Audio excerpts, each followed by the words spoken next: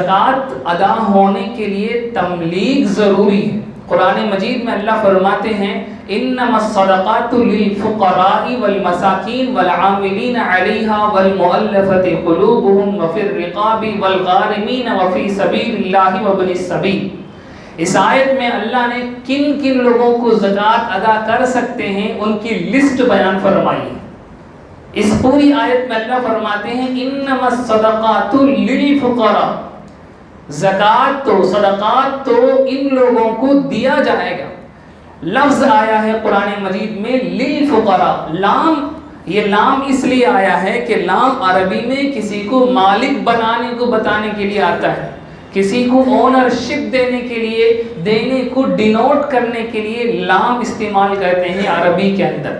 تو قرآن مجید نے 8 لوگوں کے لیے زکوٰۃ کو مالک بنانے کا ہمیں حکم دیا ہے۔ کتنے لوگوں کو؟ 8 لوگوں کو۔ ان میں صدقات فقراء ہیں، ان میں مساکین ہیں، ان میں قرض دار ہیں، ان میں اللہ کے راستے میں جو جہاد کے لیے نکلے ہوئے ہیں وہ لوگ ہیں، ان میں جو مسافر ہیں وہ لوگ ہیں۔ تو 8 لوگوں کو اللہ رب العزت نے قرآن مجید میں زکوٰۃ لینے کا مستحق بنایا ہے، اور ان سب کے لیے لفظ استعمال فرمایا ہے للفقراء، لام استعمال فرمایا ہے۔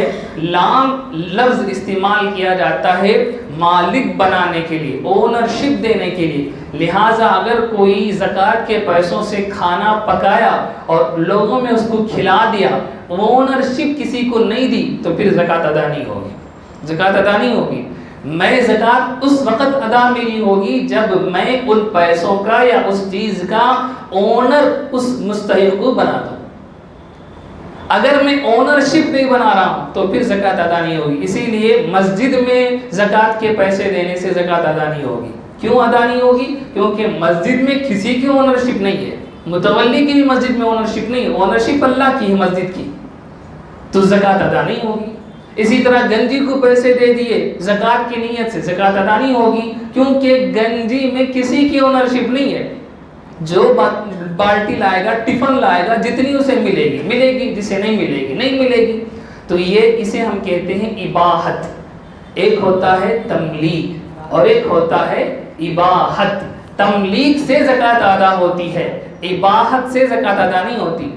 لوگ مسائل معلوم نہیں ہوتے ہیں، چندہ کرتے ہیں کہ آپ زکوٰۃ کا مال ہمیں دے دیجئے، زکوٰۃ کا مال آپ ہمیں دے دیجئے، ہم اس سے قرآن خرید کر غیر مسلموں میں بانٹیں گے، زکوٰۃ ادا نہیں ہوگی۔ کیوں؟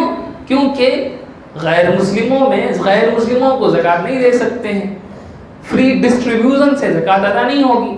ہاں ایسا ہو سکتا ہے کہ آپ کی زکوٰۃ مثال کے طور پر 5,000 روپے کیلکولیٹ کرنے کے بعد آتی ہے، آپ اس 5,000 کا سودا سلف خریدیں اور کسی غریب کو مستحق کو وہ سودا سلف دے دیں، آپ کی زکوٰۃ ادا ہوگی، کیونکہ اونرشپ آپ نے دے دی۔ ایک اور مثال سے بات سمجھے۔ ایک آدمی ہے، اس نے مجھ سے قرض لے رکھا ہے 50,000 روپے، میرے اوپر زکوٰۃ آتی ہے 50,000 روپے کی۔ بات سمجھ میں آ رہی ہے؟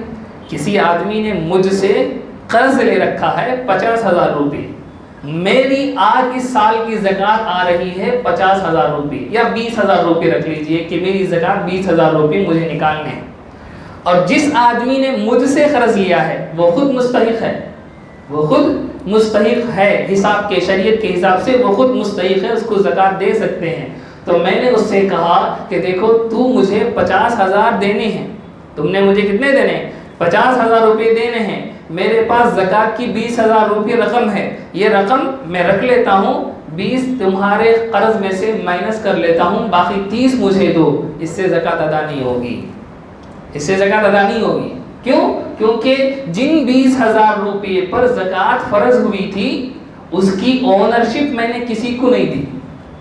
ایسا ہو سکتا ہے کہ آپ اس آدمی کو بلاؤ اور کہو کہ دیکھو تمہارے اوپر میرے 50,000 روپے ہیں، میں 20,000 روپے زکوٰۃ کے تمہیں دے رہا ہوں، زکوٰۃ کے پیسے اس کے ہاتھ میں دے دیے، ٹھیک ہے؟ اس نے وہ پیسے لے لیے۔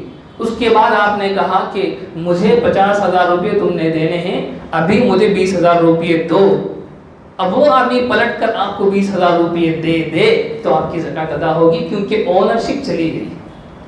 بات سمجھ میں آ رہی ہے؟ تو اس کو اچھی طرح سمجھ لیں۔ لوگ ٹرسٹوں میں زکوٰۃ جمع کرتے ہیں، لوگ ہسپتالوں میں زکوٰۃ لگا دیتے ہیں، اور وہ زکوٰۃ کے پیسے ٹرسٹ کے اکاؤنٹ میں پڑے رہتے ہیں، وہ خرچ نہیں ہوتے، وہ کسی کے حساب میں نہیں جاتے، اس کی اونرشپ کسی کو نہیں جاتی، تو آپ کی زکوٰۃ ادا ہی نہیں ہوگی، آپ کی زکوٰۃ ادا ہی نہیں ہوگی۔